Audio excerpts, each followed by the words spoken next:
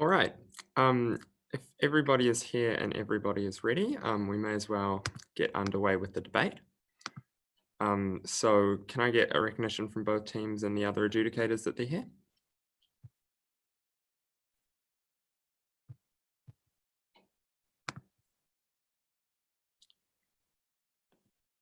So Salle, are you all here? And Monash, Malaysia, are you all here? Monash, Malaysia is here, yes. Cool. I think De La Salle's here. I can see at least one of you.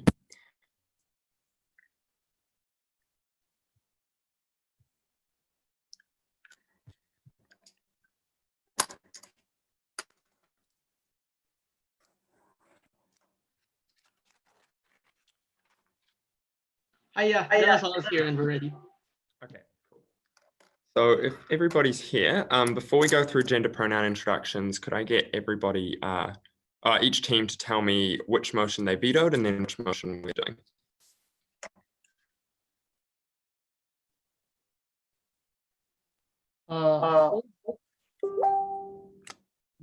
Go vetoed the first motion and we're doing the second motion.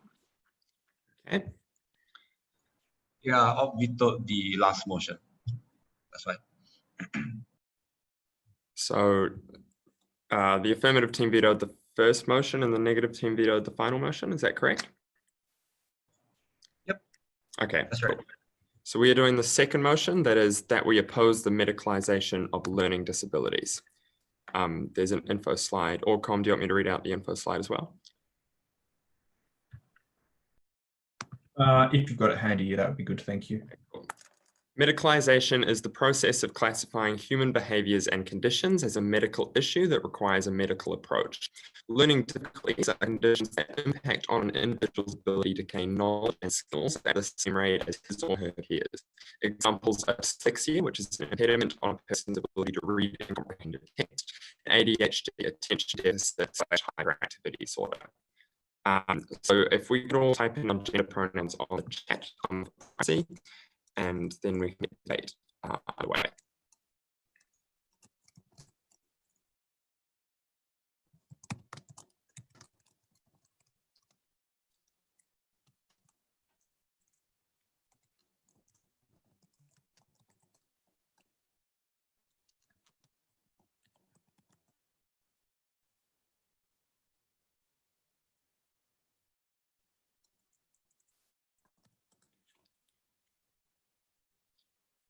Cool. If the panelists would be able to type this in the chat as well.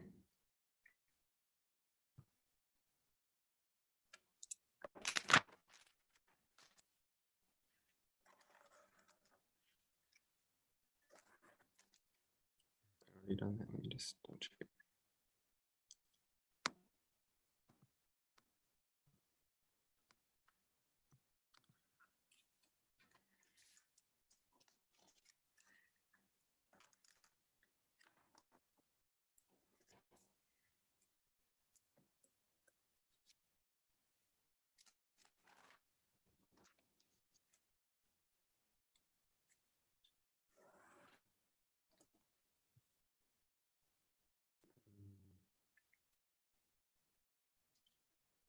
Could you be able to type your pronouns in the chat, please? Otherwise, I'll just get the debate going anyway. Okay, so speaking times are 8 minutes. I will keep myself muted, but I will clap once at 6, and clap twice at 8. After then, I will start clapping until the speakers finish. Cool, everyone's introduced themselves. So good luck to both teams, and without further ado, I'd like to invite up the first speaker of the team here.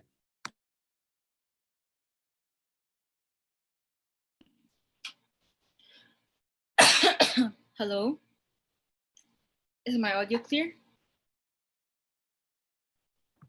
Yes. All right, I'm gonna start.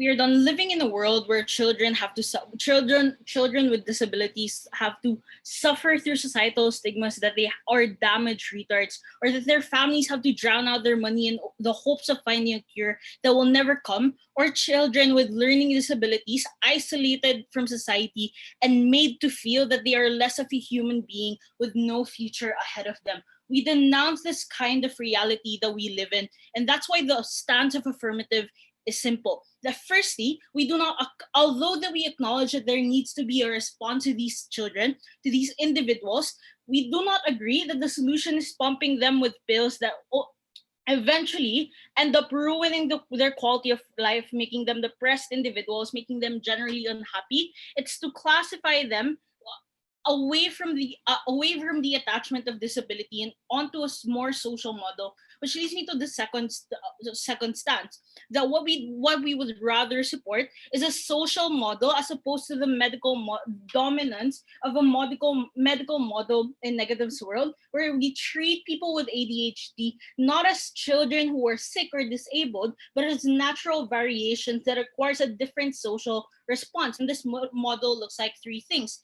Firstly, we support massive changes in the educational system where we normalize tutors, we normalize the inclusion of special classes for these people, we normalize homeschool tutoring to make sure that learning is made easier on a massive broad-based scale.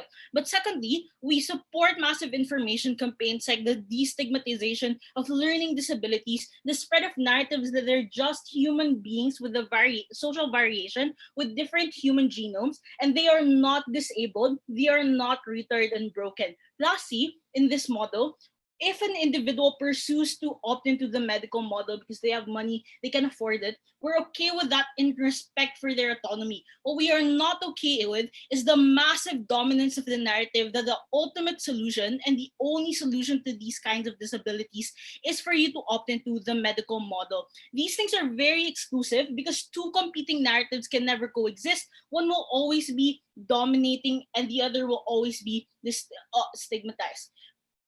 But lastly, in our third stance, Negative has to defend this debate, a world where doctors, parents, and people with learning disabilities will rely heavily on a system that is inherently medical.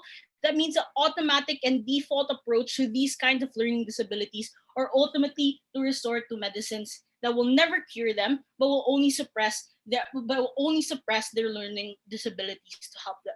Allow me then to move on to my first argument on how the dominance of the medical narrative of medicalization has only reduced the quality of life of children and other people affected with these learning disabilities. First harm, it decreases the quality of life of children themselves. This is very important because medicines change the hormones and change the way that these children think, and therefore the result is often changing their emotions, the way they see or perceive these realities. Because of the changes in hormones, they're more likely to have side effects of depression, more likely to have side effects that make them ultimately unhappy as human beings. The harm is exacerbated when you consider the context where people are often pressured to take these route. We're often pressured to take these options because the narrative of society tells them that it's the default and most effective way to quote unquote cure your children. Therefore, it makes children very unhappy and very depressed because of the side effects of these heavy medicines that they have to take every day. Second harm is that the attachment of the word disability paved the way for large stigmatization in society. A lot of them are made to feel abnormal. A lot of them are made to feel disabled to the extent that mothers even abort and think about abortion when they prematurely discover that their children are going to have learning with disabilities. This is a statistic you can already see in hospitals. And children who are not aborted are made to feel growing up that they were a child who was once considered to be aborted, right? For these reasons, people who are called people are called retards, people are called that they are sick, people are made to feel that they are less of a human being than that quote unquote normal human being beside them. But lastly, the harm on poor families who cannot afford the medicalization route, right? This is a huge disparity between the rich and the poor, the rich being able to afford very expensive medicine for a long amount of time, and that medicine isn't cheap. It's very expensive, and it's often used for maintenance. So you have to afford these things in a very long term scale. And because of the stigma, and because they cannot, poor families cannot opt into this medical model, families begin to hate their children, begin to feel like the children is a mistake in their families. They push the blame towards the child, and ashamed by the abnormalities of their family, they lock these children out of society because of that existing stigma, and because they cannot opt into any other alternatives that medicalization provides to them. In conclusion, these harms are very exclusive because of three things. Firstly, medicalization pressures families to opt into these medical models. Secondly, the stigma only exists where people with other learning disabilities are treated as others and treated as a normal. But lastly, children with learning disabilities are not required even to begin with to take these medical things. Allow me then to move on to my second argument. Why is our counterfactual better? Our counterfactual is a social model, which is essentially a broad-based change compared to the very exclusive alternative of medicalization. This is better in two ways. Firstly, in terms of the investments and resources they have to invest, the current investments on the billions of dollars spent in the medical industry will now be funneled into rehabilitating educational systems. So this looks like opening more opportunities to make the educational system more inclusive for these children with learning disability, compared to a model of negative where it is very unfeasible to provide very affordable medicines and medical options, and these medications can cure you. It only suppresses symptoms, which means that there is no actual cure and there is no actual necessity for you to give these medicines, especially when there's an alternative of an educational system that can do the same things and help them learn an easier way and cope with these learning disabilities. But secondly, it's better because it's not a disease. And that means that the social model is more of a broad-based response rather than a very exclusive response to medicalization. So it's more inclusive because firstly, basically everyone has access to schools, and so as long as we enact these broad-based change, it's more likely to happen. But secondly, the narrative of medicine, meaning that they should be cured, will no longer exist because we want them to be okay with who they are. We want them to be okay with these disabilities. These are very important because children are more likely to be helped. Children are more likely to be included in society versus in a negative world where medicalization, where the poor have lesser alternatives and children are less likely to be helped on their side. So if your interest is to help these children with disabilities and the people surrounded with them, you have to side with affirmative. Thank you.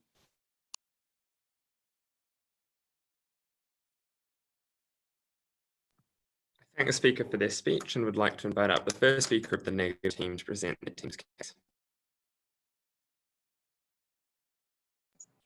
Right, can I be heard? Yes, you can. All right.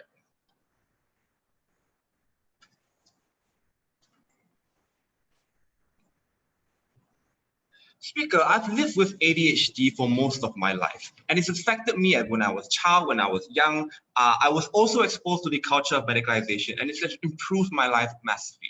But I also think that because I have firsthand experience what it means to live with ADHD, to a large extent, I think a lot of the outcomes that affirmative asserts under that type of house is either massively exaggerated or just doesn't solve the problem and help people like me at the end of this debate. In this speech, I'll do a couple of things. I'll firstly characterize what the culture of medicalization actually looks like. Secondly, look at how it actually helps people like me who have learning disabilities or mental illnesses that can't be fixed by conventional means. Lastly, I look at stigma and how we actually receive better benefits under our side of the house, because we think that people like me are different, and we need to celebrate those differences rather than pretend those differences don't exist. Firstly, on the culture of medicalization, what do we think this looks like? So according to the info slides, the provision of drugs or like the medical approach towards people with learning disabilities and stuff, this is what this looks like in reality, is prescribing drugs like Adderall or Ritalin to kids with ADHD, behavioral or cognitive therapy for children with dyslexia, for instance.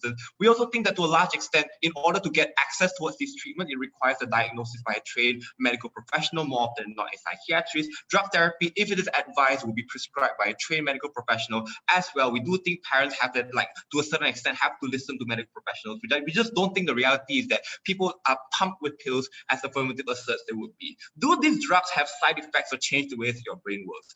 Firstly, so the problem with ADHD is that it's the frontal lobe disorder, right? So the brain doesn't produce enough dopamine, and that's why people with ADD find it difficult to focus. So drugs like Ritalin and Adderall directly stimulate the brain to produce dopamine. So I guess you can say it does change the way your brain works. The problem, if you don't think this is something that's harmful, rather it's something that massively benefits the people who are victims of ADHD. Does it have side effects then? Like the biggest side effect of the medication that I'm taking right now actually is that I get really hungry afterwards. I would take that trade-off any day of the week rather than not being able to focus in class and not being able to understand, or at least have maintain a memory train of more than like a few minutes, for instance. We then think, so because of this, we think that, like, to a large extent, affirmatives is really just exaggerating the harms of the side effects of medication and the impacts that it has on individuals in society. We just don't think medication makes children depressed. If anything, it is children who are at risk of depression that should be taking antidepressants, because those people need the help that medication is able to provide for them.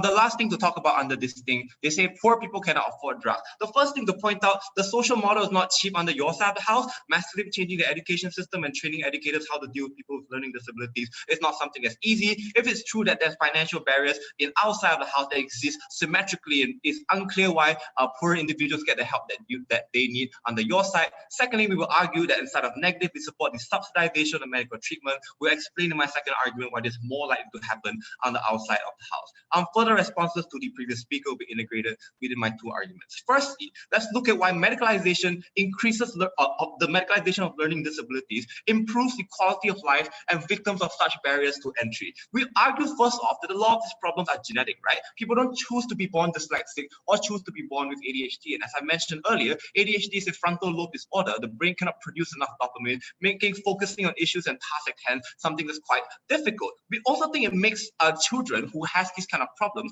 unsuited for the traditional classroom where kids are expected to sit down and listen to like a teacher talk for like 6 to 8 hours on end. It's just very difficult to focus, and I often find myself zoning out, not necessarily listening to the teacher. It's not necessarily a good situation for these individuals at school, because we don't learn effectively through traditional means, and we have to develop alternative coping mechanisms in order to overcome our structural problems. Unfortunately, the sad reality is that these teachers treat children as problematic people, as people that are stupid, as people that don't learn properly, or not cooperating with them in class. And given the ratio of teachers to students often quite high, we then think that the sort of treatment that these children have and the sort of quality of life and educational experience that these children get in school is not one that's necessarily the best. That side of the house claims they changed this, but never explain how. They also don't explain what this improved educational system looks like under their side. So I'm really not sure what the comparative to the outcome is, because in the status quo, teachers find it difficult to relate to individuals beyond their own lived experience. And if they don't have problems like ADHD, they may find it difficult to deal with kids that do. Aside from the fact that teachers are not very empathetic, we also think that children may be bullied in school for being different compared to others. So you're the weird kid that can't read, for instance, or if you're put in if you don't focus in class and the teacher picks on you, for instance, you would find it difficult to form those social relationships and relate to other people. We then think that your educational experience or your ability to build those social relationships with people around you is something that's jeopardized because you're not able to relate to people on the same level as people who are normal. We think this is something that's harmful because education is really important for life. It determines the job opportunities that you have in the future, which means that if you don't get a good education, or if you flunk out the existing education system or standardized testing, for instance, in the future, your life or your job opportunities and your income cap is your income level is going to be capped because you're not able to achieve success by the traditional standards of those things. We also think that necessarily you have a worse quality of life. You're ostracized in school. The teachers don't necessarily support you. It stunts your development and social skills. These are important life skills for the future. future. Why then do we think that medicalization helps these individuals? Firstly, because medicalization, like, it's not a cure by any means, right?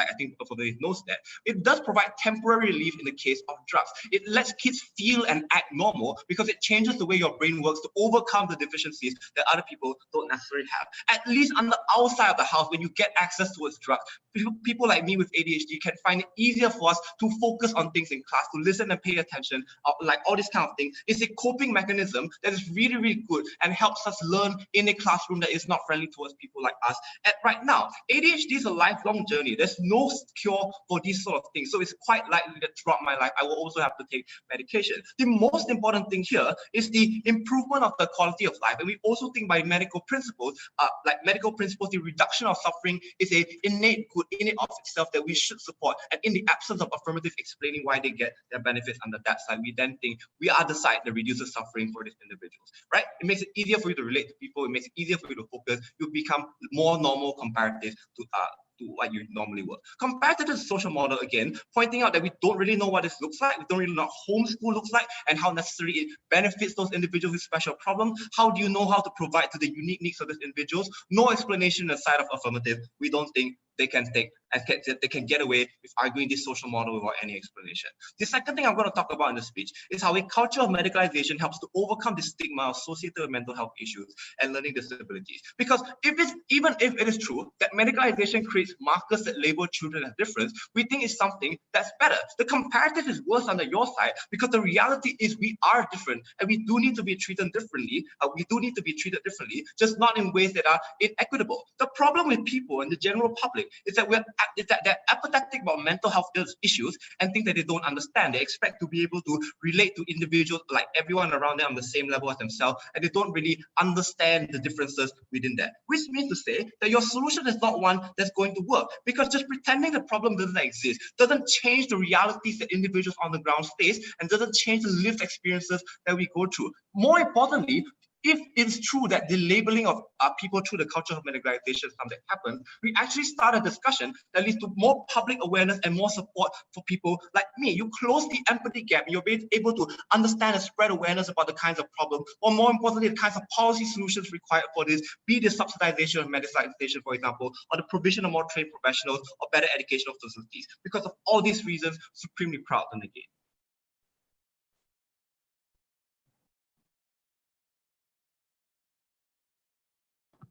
I thank the speaker for their speech and invite up the second speaker of the affirmative team.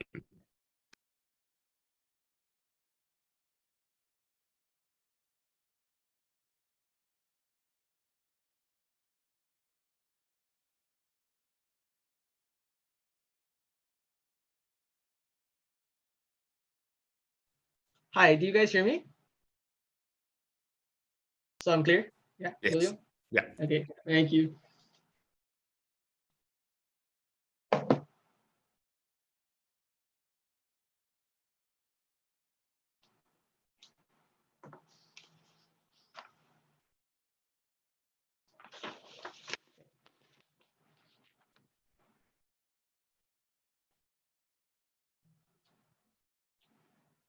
Opposition bench pushes the narrative of a medical model of disability. That is to say that there is a perfect human being. The color of your skin, the way that your brain works, the amount of limbs that you have, and the way that your body works. The problem with this is that it pushes away individuals who naturally detract from the norm or natural variations of the human genome that cannot be considered or are considered disabled under their side of the house, but can reasonably live high quality lives and do not deserve the stigma of being disabled, do not deserve waking up every day to taking a pill that is your concession that you need to be cured, that your personality is different and you must be normal, right? I think that that's terrible. And if individuals can live reasonable quality of lives despite having learning disabilities, I think that they ought not deserve the label of being disabled and the corresponding harms that come with it. The first thing I want to talk to is the response and the question of whether or not there are real side effects towards medical pills that are given towards individuals with learning disabilities. Look, the previous speaker tells us that the reason why there are no harms is because all it does is it increases your capacity to gain things like dopamine. I think that number one, this is a disingenuous representation of what these pills like Adderall actually look like. To logically put it and to not like confuse you with scientific words that may or may not be true, I'm just going to talk about it reasonably. Look, ADHD is a mental difference that makes you more excitable and thus makes it more difficult for you to concentrate on specific things. So if it is something that makes you more excitable, a response and a cure towards this through a medical model is to make sure that you are less excitable by giving you downers that make it less likely that you gain things like dopamine, contrary to what the previous speaker said, because the increased capacity to feel dopamine in your brain makes you more excitable towards certain distractions and makes it harder for you to focus. So in essence, what downers that are a cure towards ADHD and dyslexia essentially do is it makes you less excitable, and a lot of individuals genuinely feel that it makes them feel depressed. Regardless of the extent of it, I think that the amount of downers that you put into your body is something that should be up towards consent, and the increased pressure that comes with the medical model is something that we're simply not okay with. But second, they tell you that the social model simply cannot work, simply because poor individuals cannot afford to revamp the entire schooling system. I think that this is just a misrepresentation of our case. We don't expect poor people to fix the schooling system, but rather the burden of the state. And if the state is to invest, we prefer that the state invests in more schooling models that are more inclusive to different learning variations, as opposed to pumping billions of dollars into big pharma to find a cure for something that doesn't necessarily need to be cured. So the response towards this response is to put it simply, that the burden to pay is on the state, as opposed towards medicines that in a lot of states aren't subsidized by the state and are extremely expensive. Even if you were to buy their counter model, that the poor can be subsidized by the state in terms of the medical response, I think that many poor individuals who are living below the poverty line are forced to sell their prescription grade Adderall towards rich individuals so that they could get added benefits or added monetary capacity, because rich people buy things like Adderall to help them focus and a lot of tests as a substitutes for things like cocaine that does to an extent help them focus. So I think that it's still disproportionately harms the poor. But I think that the biggest thing that I want to respond to is that people deserve an out from being ostracized from their schooling, ostracized from society because they're different. I think that this is where our cases directly clash in terms of narrative, because they say individuals deserve to be treated properly by their teachers, deserve to have or learn the same way that their classmates do. But take note that this is not a problem with an individual's own mental capacities, but a problem with individuals that push and perpetuate the stigma. It is a problem with these bad teachers, and their response towards the narrative is how we treat this ostracization. And this is where Andrea's point comes in, that she talked about spreading a narrative about a social model, talked to you about how the schooling system would work, teaching kids at a slower pace, using tactics to attract things like focus in kids who have a hard time focusing. These are legitimate responses that we can educate our teachers in. Take note that teachers already go through schooling systems. So adding things like, for example, an extra class, when you have a teacher's degree, is something that is perfectly reasonable under our side of the house. So kids won't treat you like they're weird because they understand that you have a learning variation that requires this teacher to teach differently. But take note that if it is a battle of narratives, I think that we obviously win that fight, because a push towards taking a pill or finding a cure is a direct concession that you individually need to be cured. You are different and we do not like this difference. So regardless of how you value your own personality or your own mental uniqueness, it is something that you must change towards adjusting towards society. And this is where a social model comes about, because it is about expanding the range of what we consider to be normal and adjusting society so that individuals can live reasonably happy lives to the extent where they are not forced to change their personality. So what is my extension then therefore?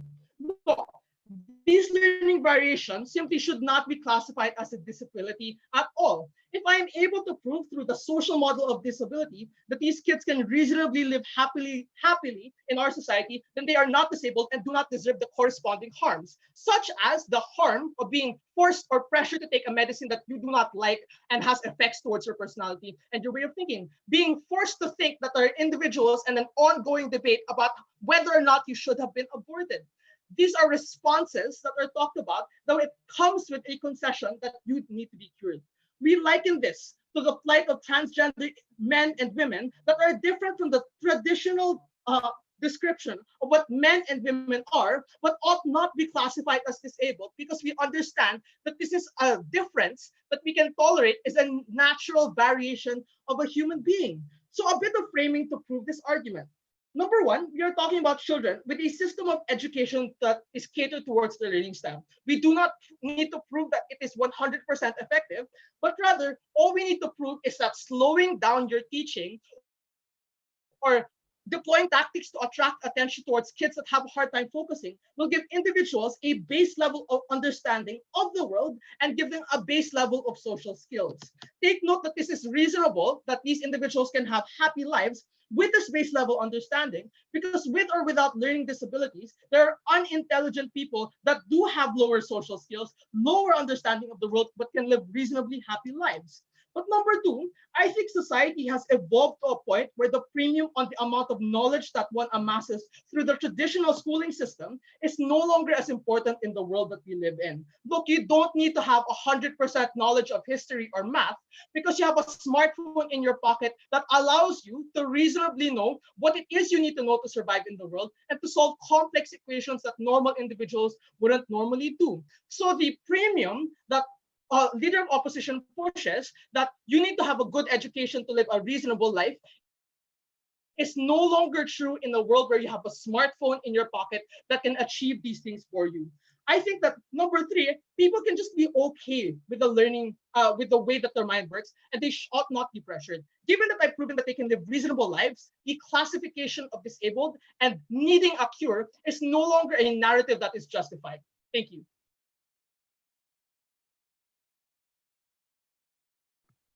I thank the speaker for their speech and invite up the second speaker of the negative team.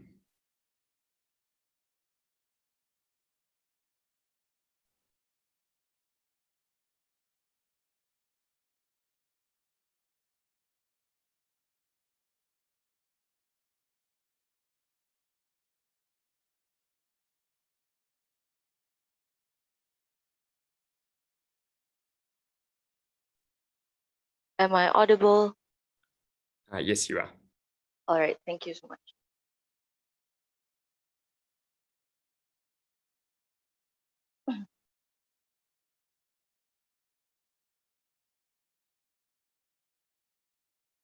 I'm going to start off by addressing what we necessarily need to prove on side negative, because I think simply what we need to prove on side negative is that medicalization brings more benefits than harms, particularly to children or individuals with learning disabilities. It is a relatively simple burden that we need to take. So I think what needs to be recognized within this debate is, as long as we can prove that the lives of these individuals are better, or that the lives of this subset of society is generally better than the harms that their side of the house wants to present, that the harms that they're talking about are trade-offs that we're willing to make, I think that we have successfully defended our burden. What I'm going to be talking about in my speech largely is about children, because side affirmative's main contention is the well-being of younger individuals with ADHD and dyslexia and other learning disabilities. But before that, I think I want to highlight, I think TJ has done a wonderful job at telling you not only his personal experience with ADHD, but also how important it is that the child is able to get access and access relief from the daily stress that comes with having learning disabilities. From going to school every day and being unable to read out loud when your teacher tells you to, being bullied by your peers, being called derogatory names for falling behind over something that you never had control over when you were brought into this world. These are daily pains and these forms of bullying that surmount to permanent, irrevocable harm to their psychological well-being for the rest of their lives. The way that Side Affirmative responded to this was fourfold via multiple lines of analysis I want to take down. The first thing that they claimed was that the side effects of drugs make children unhappy and shouldn't be opted into. We've already recognized from First Affirmative that side effects do exist, but we also explained why it is a trade-off we're willing to make.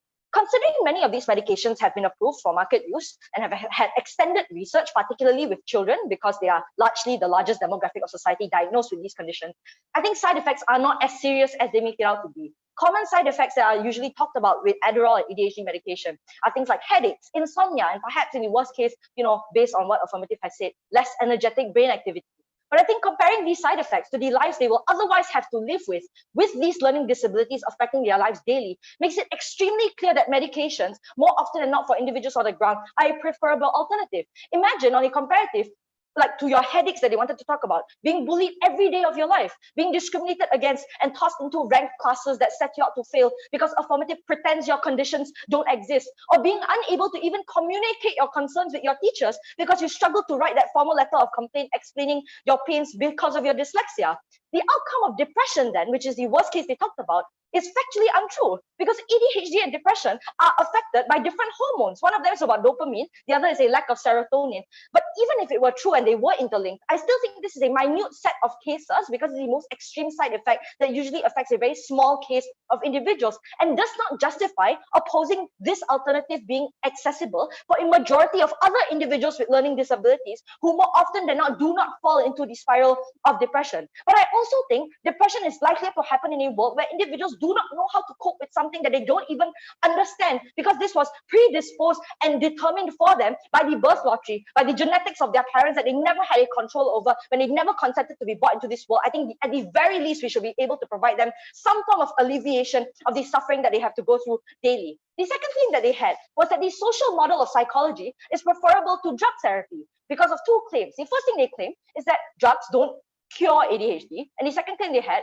is that society will be pressured into taking these drugs. First response, the social model doesn't cure ADHD either. So I think if the argument is that people are aware you're accessing medical treatment and discriminate against you, insofar as people are also aware that these children are being sent to cognitive therapy, they will also be bullied in school, they will also be succumbed to like specific types of discrimination. But the second response I had to this is if their claim is that we ought to just pretend the disability does not exist to integrate them as normal by virtue or different in society, I think this also erases the daily struggles they have to go through as children. Imagine going up to your parents, telling them your friends are making fun of you for falling behind, and the parent literally telling the child, this is normal, you're just different, you just need to keep going to school, keep living your life because nothing is wrong with you and nothing needs to be done to help you. When the perceived reality of that child is daily bullying, that their parents cannot resonate with them and that nothing can be done about their condition, and because of that, by virtue of their policy on their side, where society is pushed to pretend these things don't exist, we are effectively erasing these struggles that these kids have to go through. But the third claim that they had was that it fits to society's standard of what a normal looks like. I think this dismisses a lot of material from First Negative, because if a person wants to live better and easier lives, which is very common among children because they just want to be happy, right? They want to go to school and they want to play and they want to make friends.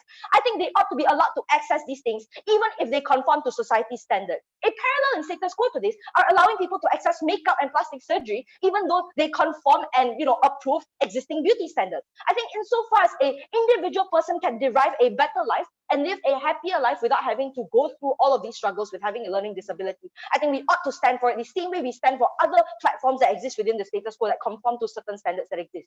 But the last claim they had was they can live a reasonable life because poor people can live reasonable lives without 4.0 GPAs. People who are naturally behind in academics are living happy lives, and so it's okay. But this is highly problematic and ignorant because as much as I would like to believe your grades don't play a role in your well-being in society, they do. Being able to score well in your classes, being able to get your graduation certificate plays a role in helping these individuals get jobs in the future. Falling behind consistently in your class does detriment your well-being. So just to pretend like 4.0 GPAs don't matter on a principle level, perhaps in an ideal world they don't. But in the practical, realistic assessment of the status quo, people do care about these things. And I think it is fair for us to allow these individuals the avenue to access or be able to have a better chance at accessing these sorts of academic successes. Beyond this though, and beyond all the analysis I've already given to you, I think there's also a larger aspect of the child's life that needs to be discussed, that medicalization can improve.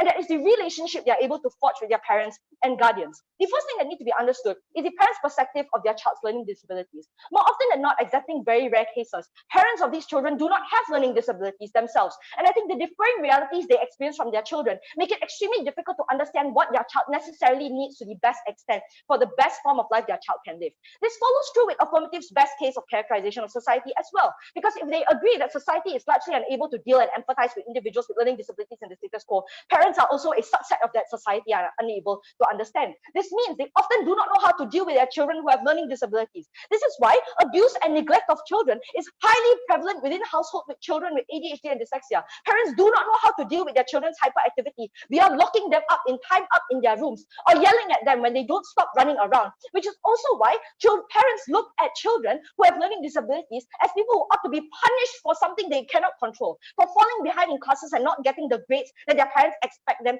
to get.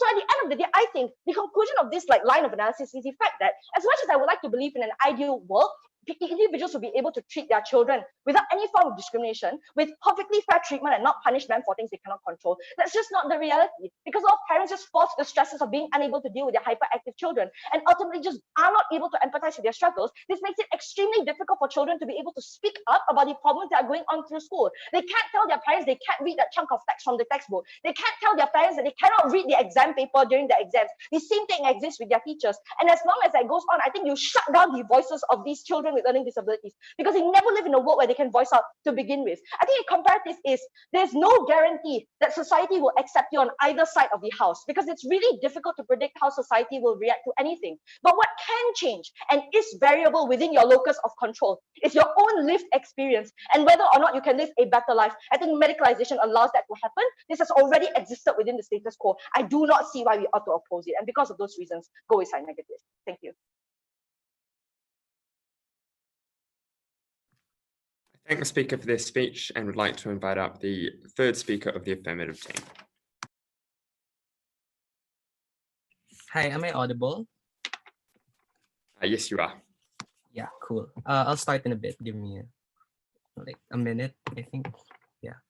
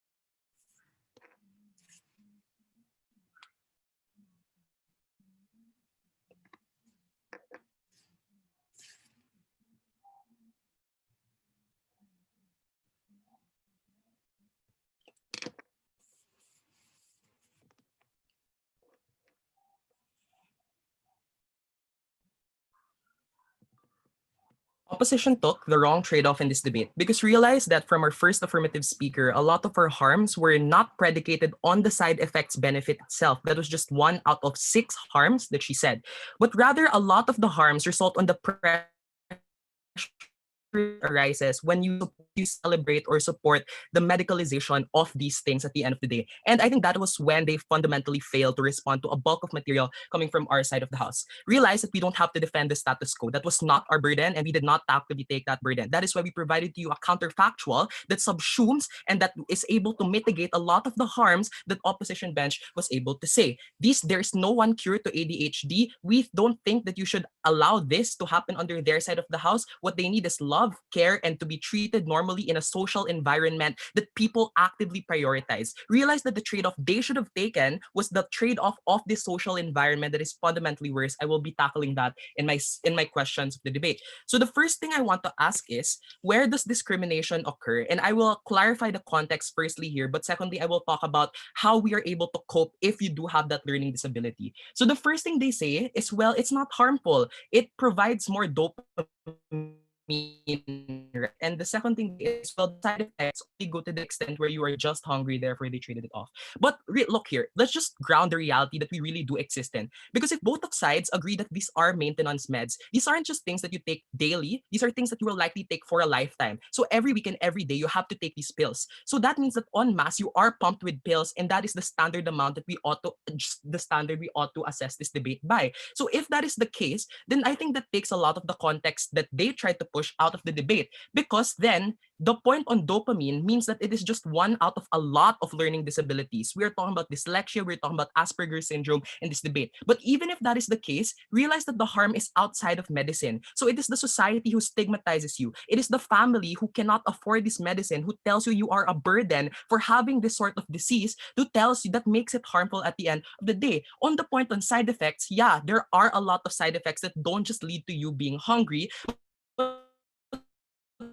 think the person should for analysis for this debate. There are also things like headaches, there are also things like itchiness that allow you to be able to understand what necessarily harms you as a person with a learning disability. So the next thing they say is you cannot adapt to these things outside of traditional means. So teachers call you stupid, students are likely to ostracize you. At the very least, people can act more normal through this coping mechanism. So the first thing I will say is this can be subsumed under our counterfactual, because realize that you do not have to go to traditional means of education under our side of the house. If the previous speaker says the situation on how you dropping your kid off at school and him feeling anxious, we say that under our side of the house, if you allow a social process to prevail, you do have the option to go into homeschool and not feel bad about sending your kid to homeschool, right? But the second thing I will note here is this is a debate on scarce resources, and I just want to ground why our counterfactual is reasonable. And under the reason for this is under their side of the house, the medicalization will have increased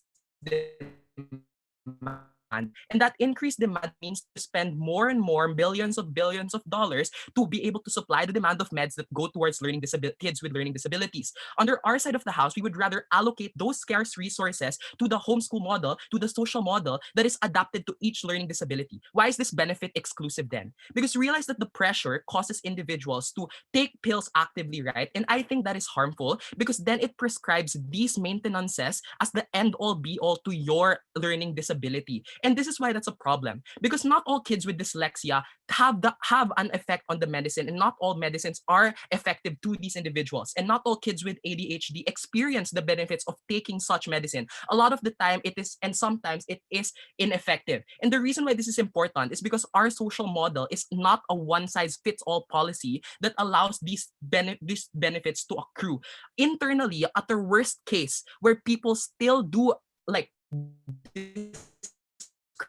and stigmatize you, we say that at the very least, this social model gives you that veil of ignorance that allows you to not mind all the other stigmatization that happens outside of your like environment, but externally, right? And I will go on to my next question of where stigmatization is where it's likely to occur. This is why externally it is better off under our side of the house.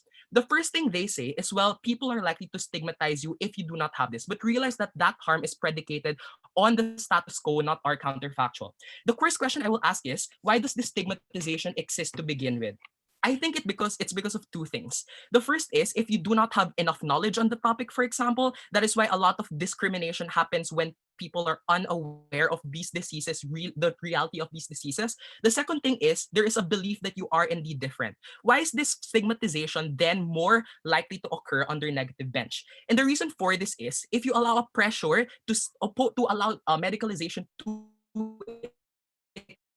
then now you news or like non-verifiable sources of news that tell these individuals that they are retards. You now also have big health organizations, perhaps the APA, the American Psychological Association, or the WHO, to have verifiable sources to prove to you that you are different. That gives these individuals the ability to otherize you at that point in time. So that means that if I go to my friend under their side of the house and say this organization like the WHO says that these are medical problems and that these are medical precedents, then I think that your medicine cannot fix this sort of discrimination that occurs. I think that is more solved under our side of the house, where these individuals are likely to be accepted and to be treated much better. If you live under our world, which is not the status quo, we preach tolerance. But realize that at our worst case, while the previous speaker says that it is not a direct effect, we think that it is a snowball effect effect that is likely to lead to you accruing the harms of discrimination in of itself under this house. Stigmatization exists, I think it's more likely under their side of the house. The next question I will ask is, where is this medicalization more accessible, or where can we be able to have more access towards the vast majority of individuals? And I think this is where they don't respond to a bulk of material on where you are poor or when you are rich and can't afford this medicine. Because realize that the ability for you to act normal and to use these medicines as a coping mechanism can only exist if you can actively afford this medicine. And in the vast majority of instances, you cannot. If you are poor and you have to spend $1,000 every week just to buy your kids medicine, I think that takes a toll on a large bulk of your resources that you have. They say subsidies exist, but I don't think that state subsidies are enough. And the reason for this is because a lot of the state's priorities aren't just to education or aren't just to health. A lot of the time it is also to military, to defense. And these things also have to be factored in by the state to allow these subsidies to exist. I don't think that your subsidies are effective.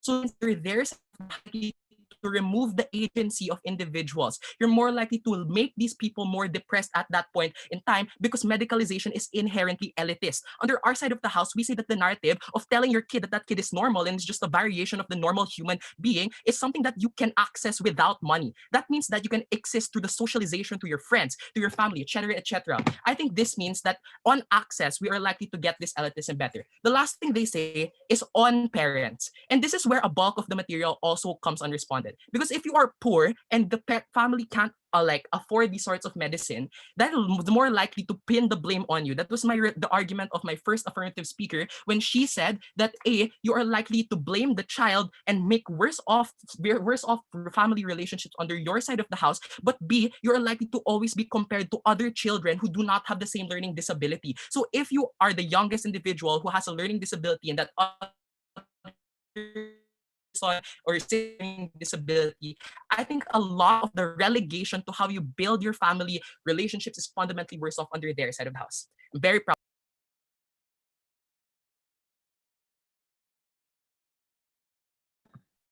I thank the speaker for their speech and would like to invite up the third negative speaker.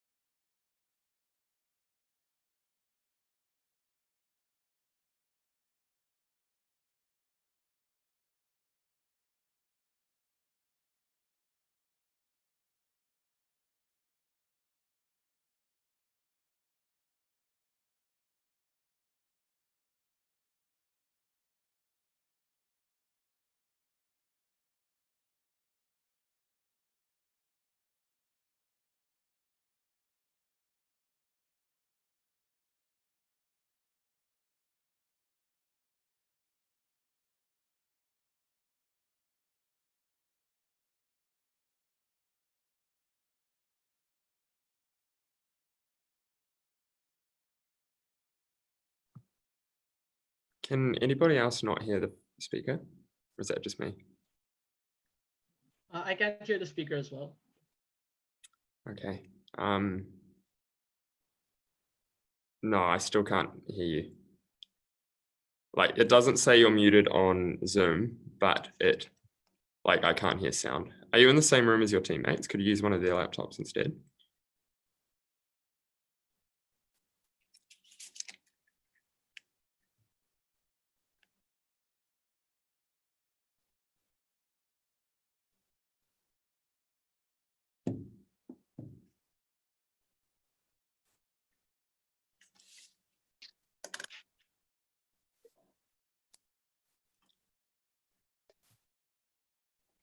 Hi, am I audible now?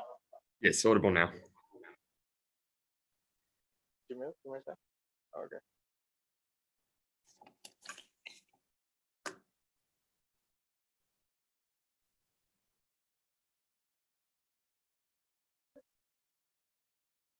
Two main issues coming from side negative today. Okay, give me a second. Starting again, okay? 3, 2, 1. Two main issues coming from side negative today. First, does medication provide more harms than benefits? And secondly, what side deals with the stigma of medication and mental illnesses altogether? But before I move on to the issues, let's realize that all the benefits that were mentioned by Team Permit today are not mutually exclusive, and they fail to show us why medication, in essence, must be banned in order to achieve this, and why can't they coexist. But secondly, realize that these harms that they mentioned still exist with therapy or cognitive therapies that they talked about in their model, and understand that even in these certain cases, the harms that they talked about still separate these individuals from other individuals, and hence these harms that they mentioned still exist. But lastly, that they fail to show us that how this medication and more awareness or social model cannot exist together. We, as Team Negative today, had a simple burden to prove to you why medication has more benefits than harm. And as long as we're able to prove you that, we take this debate. Moving on to the issues. First, does medication provide more harms than benefits? So first, come here and talk about how medication decreases the quality of life and medication changes the way your brain works or the side effects of medication in itself. Understand the comparative with that we talked about throughout the last speeches as well, right? Because understanding that even if there are certain harms that they talk about, even if it's not, let's say, just getting hungry or let's say just getting a headache, even if it comes to depression, we still believe that the benefits that you are achieving out of these particular medication is extremely beneficial and far outweighs the harm that they talked about. And that's exactly why a lot of individuals opt for these medications in the first place, realizing that these benefits exist, right? Because if an individual who fails to learn or who fails to focus on certain ideas or concepts, if this is essential for that individual, we believe that that is still better on a comparative at the end of the day anyway. But also realize that medication is most of the time given when things get extremely out of hand, when these individuals are so depressed or individuals are so distressed that they cannot focus, they're getting bullied by their peers, they're getting bullied by their teachers just because they don't have the same abilities to learn. We believe that these are exactly when these students or when these kids choose to speak out to their parents or choose to speak out to doctors in the first place anyway. And hence we believe that in these certain cases, it's extremely important for this kid to get out of this entire bound or entire grasp that individuals have on these individuals. And that's exactly why medication plays a huge role in these bettering these individuals' lives. But also realize that in the status quo in itself, medication is the most efficient and the only efficient way proven that can help individuals who are going through these mental illnesses. And this exactly shows that why medicine as an alternate or medicine as a choice is extremely important for individuals. Considering that the premise that that was being said that for example ADHD or these mental illnesses cannot be solved by one solution. We believe that some people are helped by, for example, using therapy, or some people with medication, or some people are even helped by just love and care. But if the premise is that one solution doesn't fit all, then why do you have to take medication or even a single solution away from these individuals? Something that the team permitted today failed to prove to us, and that's exactly why they lose on these grounds. But also understand and talk about how medication in itself is extremely expensive and causes disparity amongst rich and poor.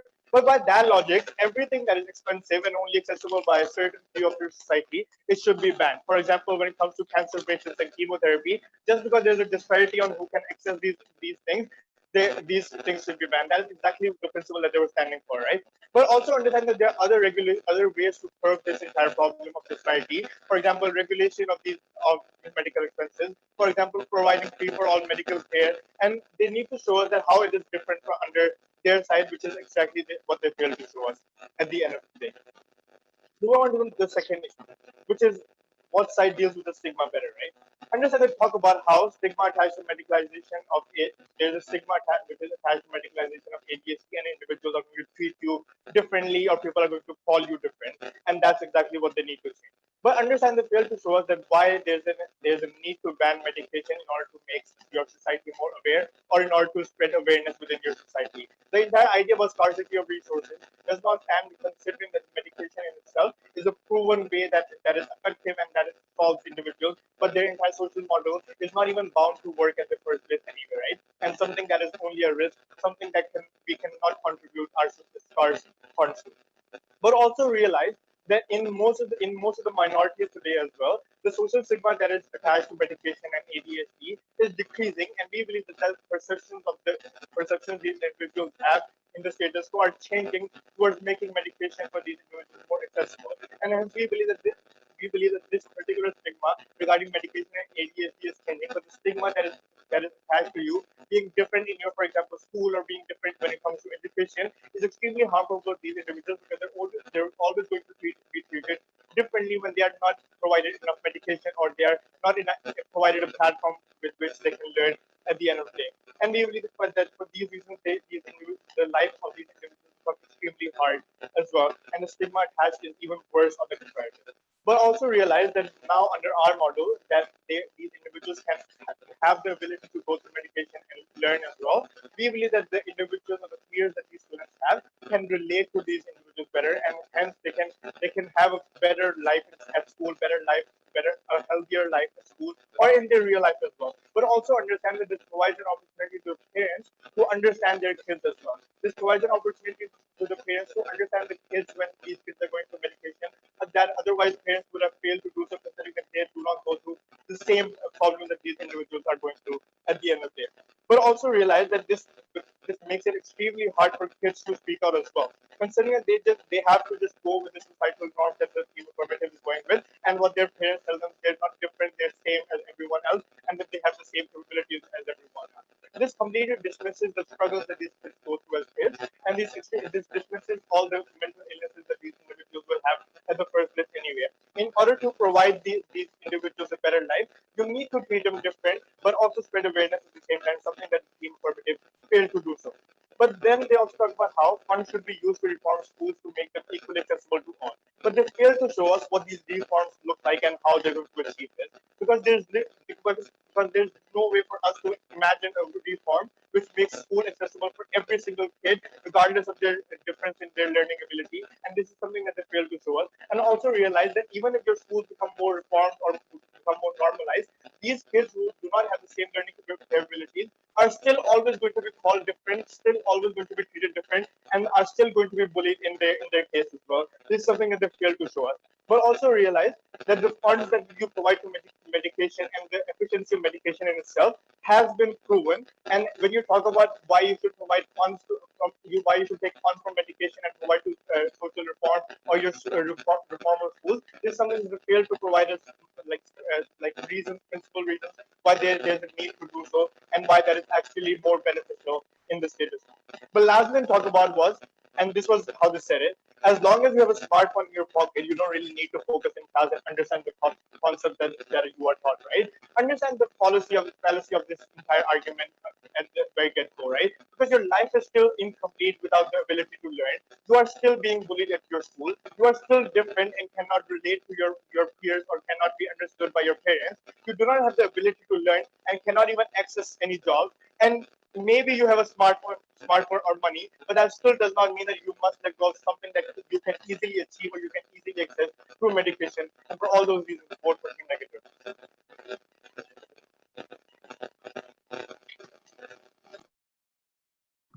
I thank the speaker for their speech. As is traditional, we'll now reverse the speaking order. So if I could invite up the negative leaders reply speaker, please. All right, cool.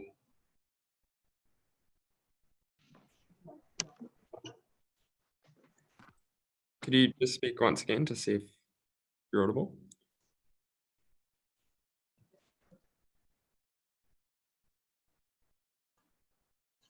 It may be true that affirmative doesn't have to defend the status quo, but if we want to defend a model, the first thing they need to do is to explain what this model looks like, but more importantly, the process is how you get there.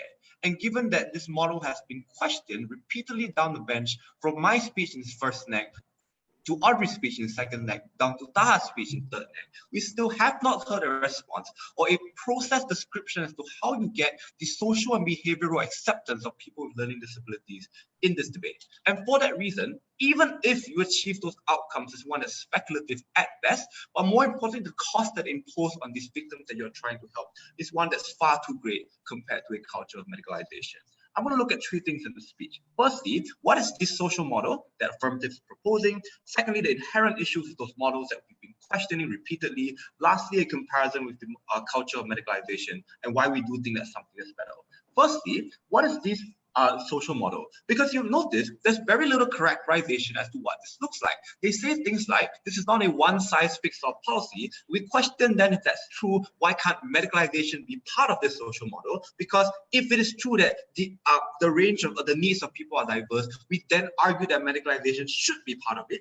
They say things like behavioral therapy and non-drug therapy. If that's true, you are still putting a marker on those individuals and you still face the same kinds of problem of stigmatization. Lastly, they say they want eventual acceptance and normalization of people to be accepted as one that's different. There's really not a lot of explanation as to how social norms change just like that. How then do you get those things, right? They say, you want to train teachers to be able to accept people and learn to deal with children who are different. You want the public to accept people who are different and eventually normalize these issues out there. There's very little process analysis as to how these things change under the side of affirmative, because just because you say these things exist, you don't walk us through these steps as to how these things occur. We then think the outcome that you achieve is one that you claim that will happen, is one that's speculative at best. The second thing I want to talk about is the inherent issues with these models and the things that we've pointed out at various points in this debate. The first thing about money, because they say that, this is a world of scarce resources in third affirmative, right?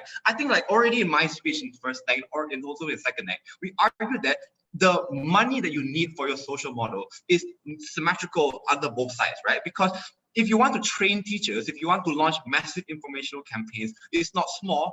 You do require a degree of funding and state funding in order to do this kind of things. In debates, negative can claim an equalization of fiat and use those funds to redivert them into the subsidization of prescription pills for people with ADHD, for instance, right? We then argue that because of this, the subsidization of is something that can happen in the world of negative, and we don't think affirmative has argued against this. Rather, they consistently argue that you cannot get subsidy, something that's already been disproved already in second negative. They then talk about problems of poor people. You have to sell your prescription pills, and if that truly is a problem, we then think that you have bigger problems rather than just that. More importantly, if it is true, we do think that poor people should get access to those things. We also think problems of poverty is something that's symmetrical, and they don't necessarily solve those things under that side. Lastly, about social acceptance, how do you get social acceptance given that norms of discrimination against individuals with problems are already so entrenched?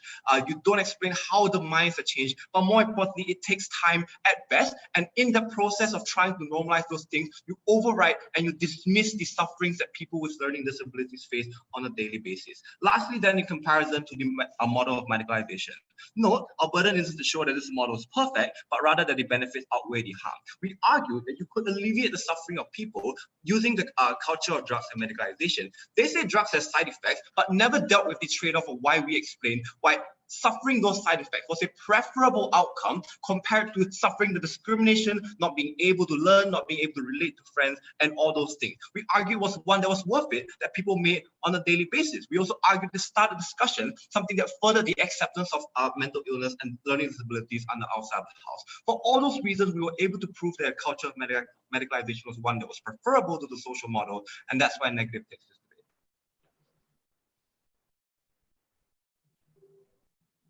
I thank the speaker for their speech and invite up the affirmative reply speaker to deliver the final speech in today's debate. Hi, do you hear me? A thumbs up would be okay. Okay, thank you so much, William. Okay.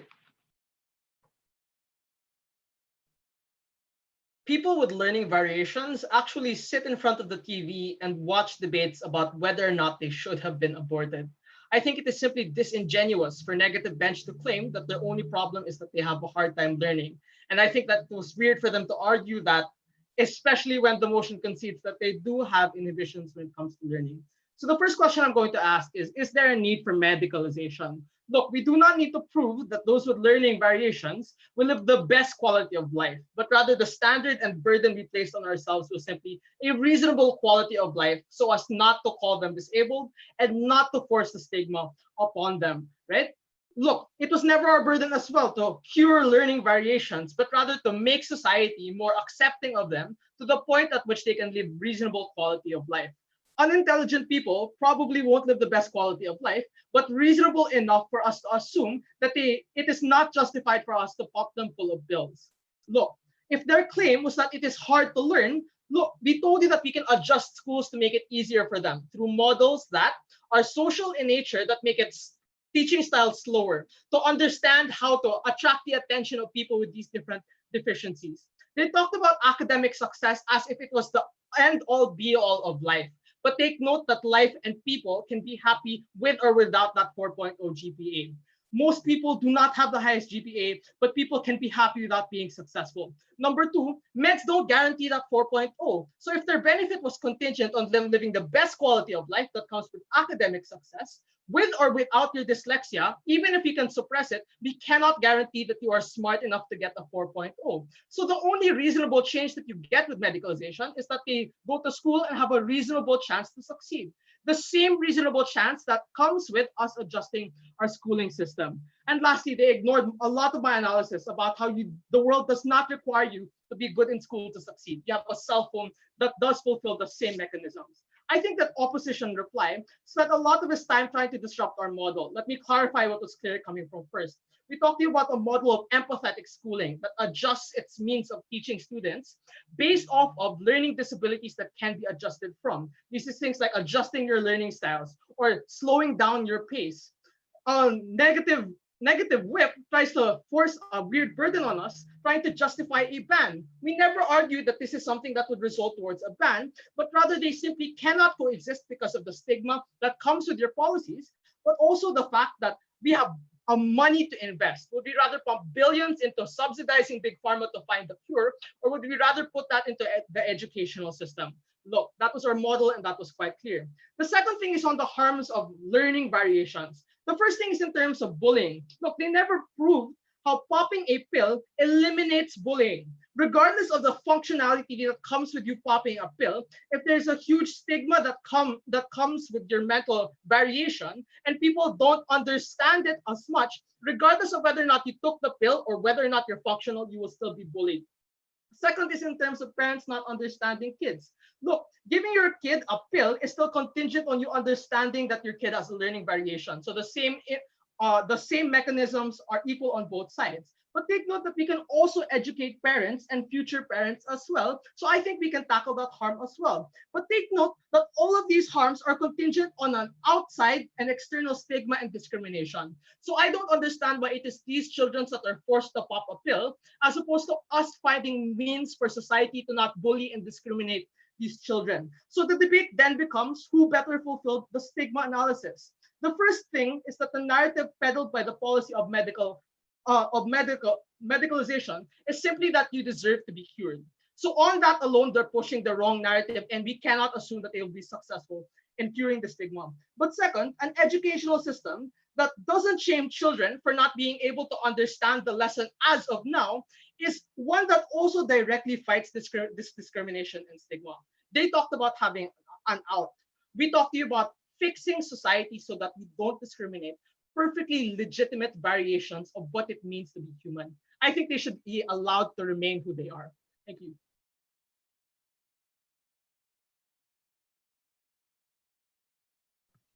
I thank the speaker for their speech and thank everyone for the great debate.